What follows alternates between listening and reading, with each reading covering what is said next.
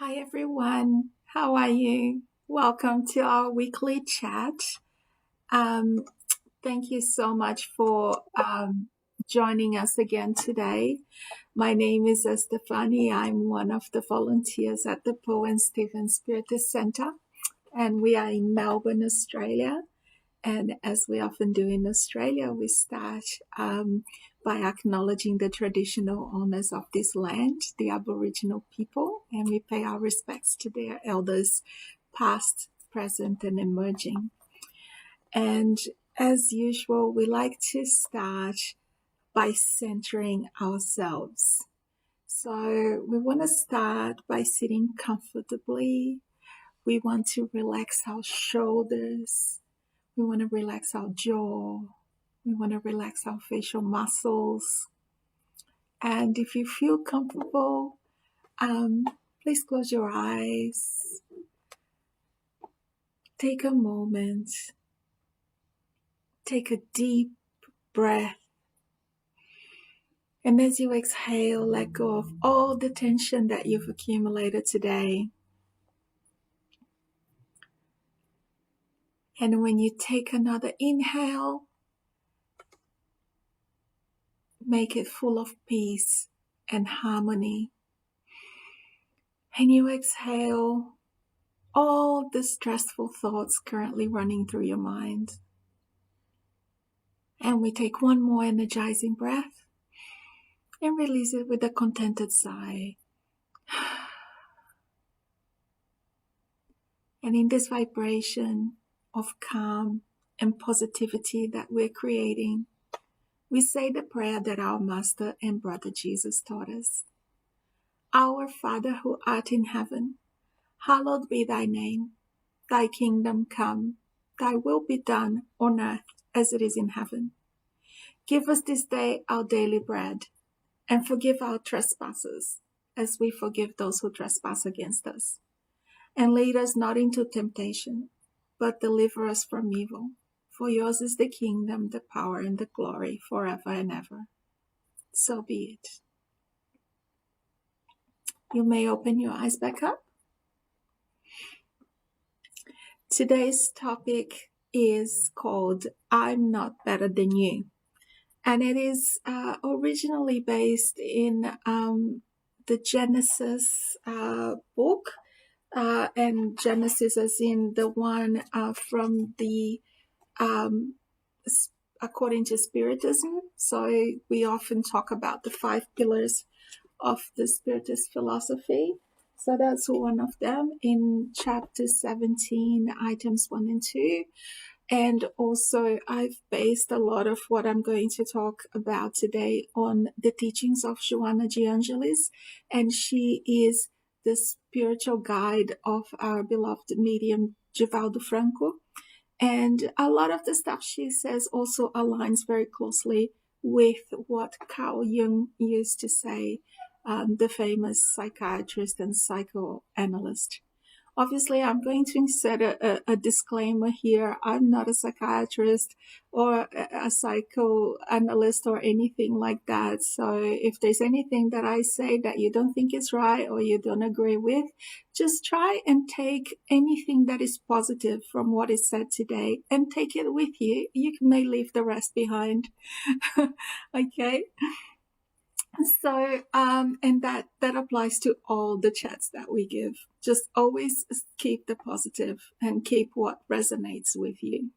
Don't just discard everything else, but if you think about it and you really think the person who was talking, wasn't really saying everything. Yeah, you didn't agree. That's okay. Just you can move on. So the topic today is interesting, but slightly confronting, because when you think about it, I'm not better than you could have just as easily been titled, I'm no worse than you. Because really the main idea here is that we are all equal as human beings, even if we are all having if we all have our different qualities and our different problems, right? So we're all on the same journey, even if we take different routes to get to our destination. I have often used the example of the GPS, where we put in our starting point and our destination, and it offers us several different alternative ways to get there, right? And we are going to pick the one that's most convenient to us, but someone else looking at that same starting and ending point might take a different way to get there, right? So we're all heading to the same destination, just using different ways to get there, different approaches, right? So in the chapter in the Genesis, it talks about the time when Jesus was here. And interestingly, as much as he has been one, possibly he was the most perfect being that was ever here. But even for those who do not believe, he was still the most noteworthy person ever, because even that our calendar is divided by when he was here, before and after. So, but when he was here, the people that were around him found it very difficult to realize his greatness. In fact, even his mother and his stepbrothers one day came to take him away when he was talking to people, saying that he wasn't very well. So they believed that he was a little bit crazy, and those were people from his own family, right? So and for other people, especially those higher up in society, they had a big problem with Jesus being the son of a carpenter, which in those days implied a very simple upbringing, right? It didn't imply anyone of great social standing, right? So people had a lot of trouble accepting that someone who was from their own environment, who they'd seen growing up, who they knew was the son of someone who worked with his hands, could have all these new ideas, could be the Messiah that they were waiting for such a long time, right? So the book, the Genesis book, explains to us that this is quite normal, right? Because when you grow up with someone and you have them around all the time, you get used to them, right? So you don't always see them as they really are. You see them as you think they should be, or how you expect them to be. Sometimes it takes someone else from outside or someone less familiar with that person to actually really see them, really recognize their talents, and really listen to what they're saying, right?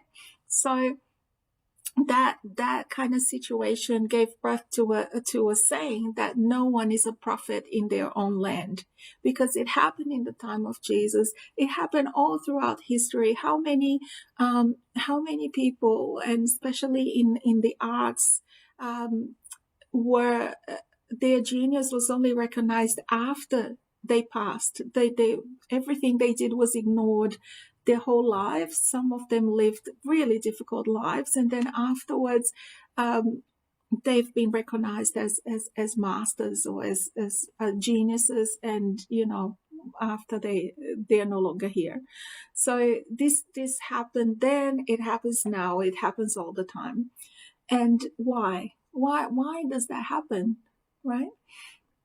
So the passage goes on to explain to us that it is when you grow up with someone, when you are present with someone in the same environment, and you see that they've had the same opportunities and the same challenges as you, it is very hard to accept them doing better than you, or being better than you, or let's say us. Like it's hard for us to accept someone who had the same opportunities as we did do a lot better than us. Why? Well, because it hurts our pride. it makes us think that we could have been all that, we could have done all that. If they had nothing more than what we did, and perhaps they even had less than what we did, how can they be so superior, right? So the way a lot of people deal with this type of situation, and the envy and the jealousy it causes them, is to try and bring those people who succeed, to bring them down, so that everyone is at the same or at a similar level. So we often hear it called also the Topopi syndrome, right? So this happens very often when in show business, in politics, in offices, anyone who goes a little bit, who starts excelling, or showing a bit more, or showing the others, like showing that more can be done, oftentimes comes across issues with other people. And if you are thinking that, we are talking about ego, you are correct, right? So a lot of these problems that people come across, that we all come across, or that we oftentimes cause, is due to our ego. However, a lot of people talk about ego as if it were our enemy, or as if it were something to be squashed or eliminated, right? And this is not quite the truth, because our ego is an essential part of our personality and our mental functions.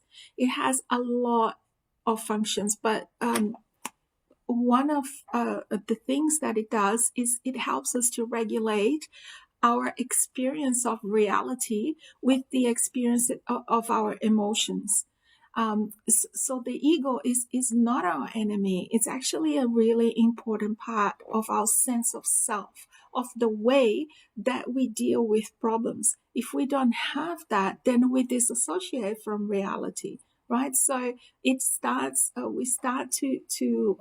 ego starts to show from very early on. But unfortunately, and here is where the problem is, a lot of people don't really have a mature ego, or a well-structured, well-developed ego. So a lot of people who are grown up, walking around, living normal lives, have a fragile ego or an immature ego. That is what causes the problem. It's not ego itself, right?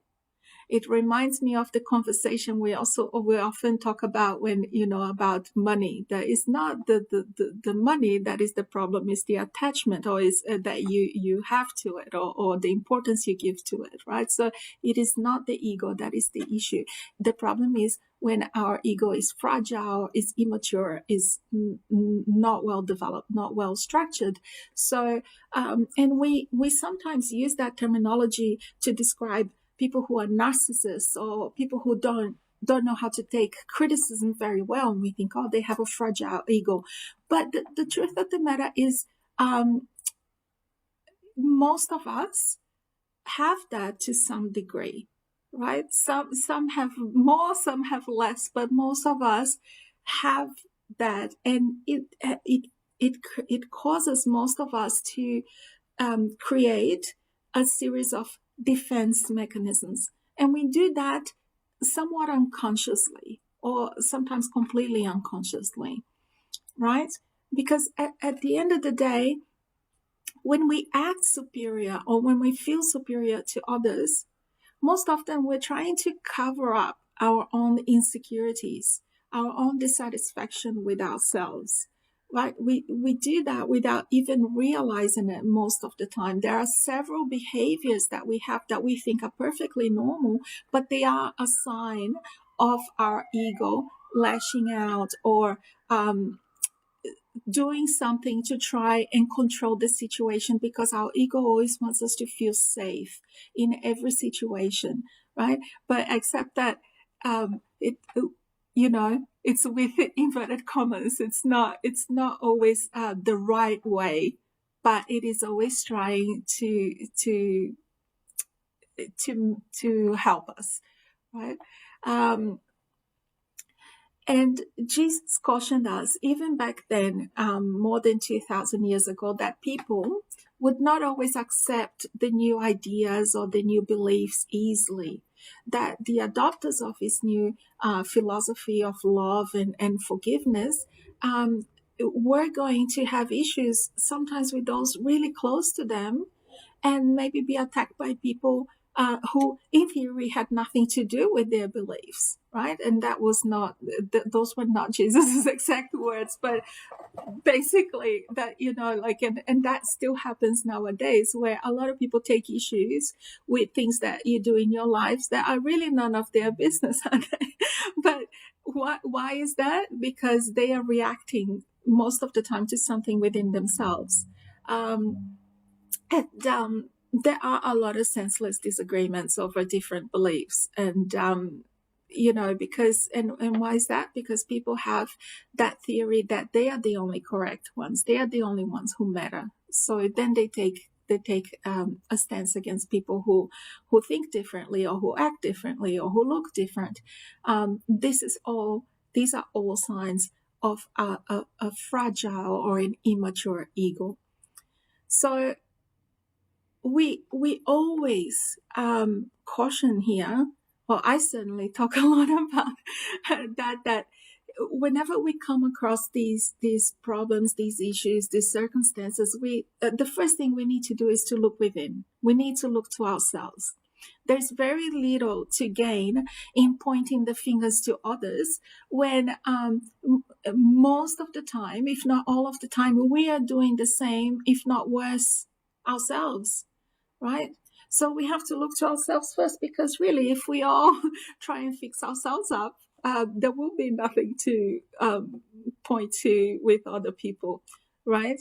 So our topic says, I'm not better than you. It means that when we all understand and live under the belief that we're not better than anyone else, we will all look at each other as equals and come to respect and admire and celebrate our uniqueness, instead of constantly criticizing and attacking our differences. And so, in order to keep our ego in check, and you may recognize a lot of little phrases that are very common, that I've that we hear about all the time, but what we should really say, instead of keeping our ego in check, is we need to look to have a healthy ego, have a well-structured ego, a well-developed ego. That's really what we need to look at, instead of keep it in check or keep it suppressed. Because so one interesting way to do that is to look out for what kind of defense mechanisms are we engaging in. And I won't have time to go through very many of them, because there are so many, but it's something really interesting to look at if you want to go back and look at the works of Joanna de Angelis and or even Carl Jung or Jung, or any of those. But so, because most of us will have a lot of defense mechanisms, and but one or two may be stronger in each individual, or perhaps in certain situations we might not display a certain mechanism all the time, but if we come across a certain situation, then it comes immediately every time, right? Because it's just there waiting for the opportunity. And when we discover those things, that's when we can work on them, because a lot of them, or all of them, happen unconsciously. It's not something that is top of mind for us to improve in ourselves, right? Because there's a lot of things that we know we have to improve. We know we have to exercise. We know we have to eat well. We know we have to be patient. We know all those things are very obvious, but our defense mechanisms are not very obvious. right? Some people call it shadow work. We in Spiritism like to call it our inner reform. But at the end of the day, it's about looking at those habits that we have that are no longer serving us. They are not helping us to live our best life. So it is about making a conscious effort to change an unconscious behavior. I'm going to say that again because it is so important. It is about making a conscious effort to change an unconscious behavior. So, for example, there is a behavior called scapegoating or escapism, right? So in the old days, there was a tradition in one day of the year, they would bring 2 baby goats to the temple. And sorry if that's a bit disturbing, but it is true. And one of the goats was given as a sacrifice, and the other one would actually receive all the sins and impurities of the people and be released in the wilderness to find its own way. Right? So people thought that putting all their wrongdoings, all their mistakes on the goat and sending it away and offering the other one as a sacrifice, it would provide them with atonement for their actions. And well, consciously, we understand that that is not the case because, we are the only ones that can atone for our mistakes and we have to do it ourselves. The habit of placing our guilt onto others and letting them take the blame or the consequences is still very much alive today. It happens all the time. And not just in the sense of letting someone else take the fall for us or bear the blame or the consequences of our actions, which shows an immense lack of empathy for other people. And that's a sure sign of a fragile or an immature ego. For example, how many times we blame a partner for the failure of a relationship only to have another relationship and come across the same problem, right? With a different partner. So it's a lot easier to throw these things onto other people than to accept that a lot of that blame, if not all of that blame, was within us. But we also want to get rid of our pain and hide our conflicts in our own personal desert, which, is our unconscious mind. So, and we think sometimes, or perhaps we don't think, a lot of this is unconscious, right? But just because we don't understand or we don't confront something, it doesn't make it go away. We think we are escaping because we pushed it down, we put it away, we sent it away. But it's just roaming there outside, inside of us, feeding our shadow, right? So we just leave it and we think that's it, that we've moved on. But ignoring emotional issues, they only show up down the road, sometimes as an illness, sometimes as a mental health issue, and all sorts of afflictions come from those things that we push down and we try to escape from instead of dealing with it. But even if we think back to that old tradition, right, the goat who got all the sins was actually the one who got to live, right? Because we don't know what he managed to do with his opportunity in the wilderness. But what we know for sure is that the other goat that didn't get any of the problems of other people did not make it, right? So when we have a healthy or well-structured ego, we take ownership of all our actions and we live through their consequences and we learn from our mistakes and our experiences, because peace doesn't come from a lack of problems or from a lack of blame and a lack of sins, like the poor little goat that was sacrificed. That's not where peace comes from. It comes from actually working through our issues and finding a better way and becoming a better person through it.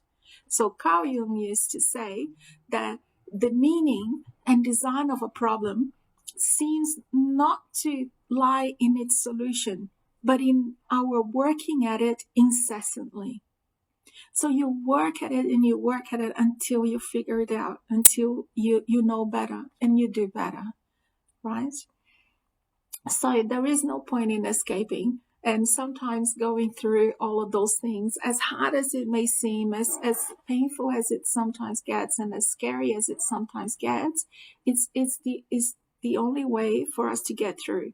Ignoring problems and trying to escape from them is not going to solve anything. They're just going to sit there and wait for you to be ready for them.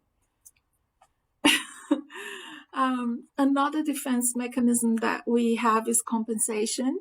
So when we compensate, is when we have something about ourselves that we're not happy with, and we try to work really hard in excelling in something else. So it's like, we direct our energies to something else to make up or cover up for that weakness or that feeling of inadequacy that we have.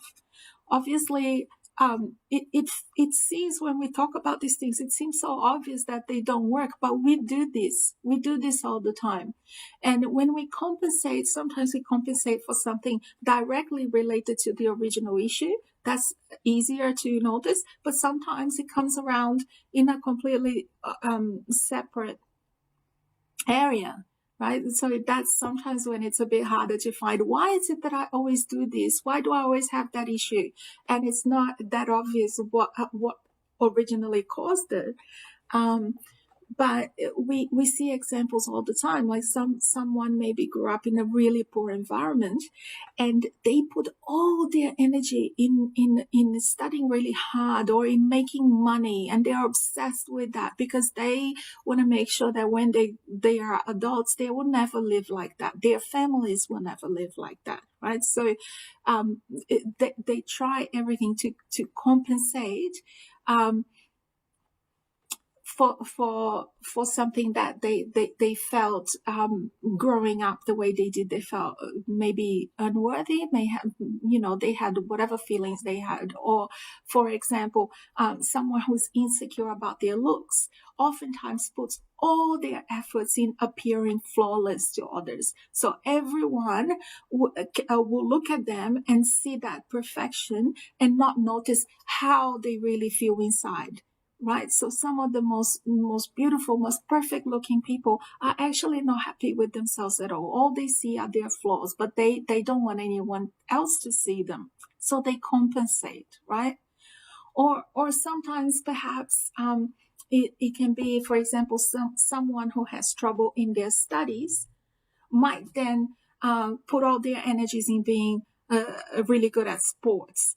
Or one that we hear a lot of, for example, people who are not happy with their height develop incredibly forceful personalities, sometimes even becoming tyrants with others. They call this the short man syndrome, to compensate for their perceived lack. It is they are the ones who feel the lack within themselves, but they then try to compensate for that with other behaviors that don't really have a lot to do with their height, but it makes them feel better or bigger or taller, who knows. So these people, they may seem really strong at first, like when you at first, but it's because they're working so hard to compensate for their emotional fragility, for their immature ego, right? So what they're doing may not be necessarily wrong, like being good at sports or being, studying hard or trying to make money. That might not be wrong, but the problem is the reason why, or the lack of balance. If they put all their energies into this, that will keep them stuck in that feeling of lacking. Right? So it's also often called the imposter syndrome, where someone is always trying so hard to seem like they're perfect, so that because they're afraid of being found out, and this constant anxiety has to come out some way. This constant worry about being perfect, about, like projecting this sort of image it has to come out in some other way. Again, it can come out as a physical illness, as emotional pain, as destructive tendencies. They will manifest in some way. So what can we do? Well, it's like the serenity prayer that I so often mention as well, where we need to accept those things that we cannot change. We need to work on the ones that we can, and we have to have the wisdom to tell the difference. So the short person is not going to become tall, no matter what they try. They need to come to terms with that, accept that it does not in any way diminish their value as a human being, even if it may bring some unwelcome challenges. But it is something that they have to accept and make the most of it. And then the things that we can change, then we have to work to change them, but in a healthy way, with kindness towards ourselves and others. We can't then, just because we have an issue with ourselves, then blame others or project to others or throw to others or compensate with other people. If it's bad enough when we do it with ourselves, it's even worse with other people that had nothing to do with it and have their own problems. And sorry, I'm starting to speak really quickly because I can see that I'm going over time. And there are so many others that obviously we can't go into it. But there's things like displacement where, we use violence against something or someone because we couldn't express our anger with, the anger that we felt with the person or the circumstance that really caused the issue. And we see that often, maybe someone, got yelled at work and couldn't respond. And then they come home and they throw things and they break things and they kick things and they yell at their family, yell at the service workers, people that had nothing to do with it. And this is again our ego lashing out, our fragile ego lashing out, and it can cause really big issues in our relationships. We can even cause them, the end of them, or people to be angry with each other and, resentful with each other for a very long time. Projection is when we unconsciously suppress things that we dislike in our own personality, but then we project those negative feelings onto other people who might have those traits as well. So, it is often said if something really bothers you about someone else, then look at yourself, because it's probably something we dislike about ourselves or something that we have suppressed in ourselves, and now we criticize or attack others. So as always, like I said at the very start, we need to look within before projecting our issues onto others. And there are so many more. There's denial, there's repression, regression, sublimation, fantasy, rationalization, identification, even humor can be used as a defense mechanism. So what do we do? Again, look within. We're not better, we're not worse than anyone else. We're simply different, and not even that different. The more we pay attention, the more we realize how much we have in common. Right? We're all in the same journey. And we need to stop judging other people, because too often we do this exactly the same, if not worse. So we just need to work on our own problems first. If we all work in our own problems, we'll have a lot less issues with other people. And we need to be kind to people. Everyone is going through their own issues. Everyone is in their journey. We have to respect them. We can't be throwing our stuff. And I'm going to say stuff so that I don't say, bad words. But yeah, we cannot be throwing our rubbish onto other people. And we need to be kind to ourselves, because we teach other people how to treat us by how we treat ourselves. So that's for starters. And also, if we don't practice self-kindness, self-acceptance, self-love, and all of those things, nothing nice that people do to us will actually penetrate our walls, no matter how they feel about us, what they think of us, how nice things they say to us. If we have those those defense mechanisms. They're like a wall, like a moat around us, and that keeping people out. So yeah, that's what I've got for today in the time that we have. So we're going to move on to our final prayer.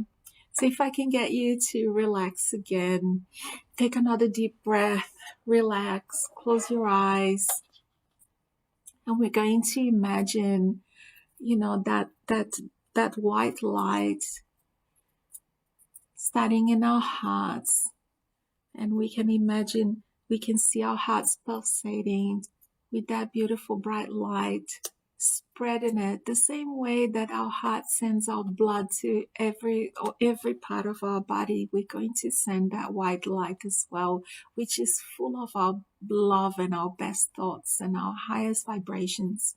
And we're going to imagine that running through every part of our body, and until we are so full of light that we start emanating that light outside of our bodies, and that's taking over our homes, and it's illuminating our homes and going to every corner, filling our houses with good vibrations, and going out the windows and the doors into our neighborhood and the surrounding houses.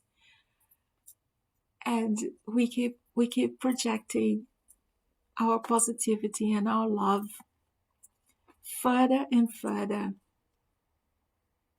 to our town and our country, our world, our planet, so that our light and our positive vibrations join together and surround our world that is so in need of positivity, of good energy. So we're sending it to every single person in this earth, because everybody needs it, every single one of us. So we imagine all the people receiving that light, that love, that positive vibration.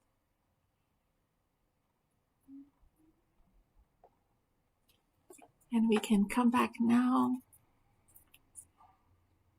taking another deep breath, opening our eyes back again. Thank you so much for joining us again. And just before we go, I like to give a little reminder. It's winter here in Melbourne. It's very cold. It's been windy and rainy, and even houses have gone down without electricity. Not the houses, the trees, sorry. And cut off the electricity. So there's been really wild weather, and there's a lot of still homeless people who we don't know how they survive. So we have a program here that we help them. We are collecting cold weather clothes, because it is a bit hard with the lockdown to collect physical things. We also are buying, warm socks and blankets and gloves and whatever we can. But and we are delivering that to them, as well as the breakfast packs that we always do. And in order to do that, we need help. So please do send your prayers to all the homeless people in this cold weather. But also, if you can, please help us with your donations as well. Our account number is in all our contacts, in our social media, in our website, or if you approach any of us, we're happy to give you the information. And also, we're helping people in Brazil. As you know, the COVID crisis is really rampant over there, and people are going hungry. And we have partnered with an organization in Brazil to deliver some food to those people who are currently doing it really tough. So yeah, if you can help us, please do. And that's it. We're going to be back next week again, same time, same place, different person, talking to you. And I wish you an amazing week full of health and happiness in every day and every way. Take care. Bye.